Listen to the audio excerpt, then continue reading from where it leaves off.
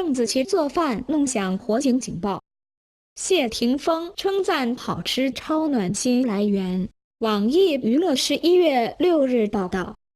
11月6日，邓紫棋微博更新一张和谢霆锋的合影，并大秀厨艺，配文道：“虽然我在酒店练习番茄炒蛋时弄响了警钟。”奇句是 Chef Nick。谢霆锋说他尝了会一直想再尝一口。我只是过程地狱，味道还是天堂的。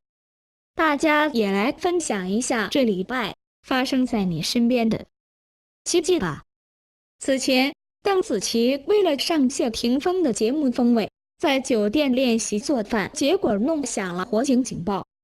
11月5日，谢霆锋在微博发视频，调侃邓紫棋为了做饭差点烧掉厨房。听说你为了做风味差点烧了厨房，给你几个小建议。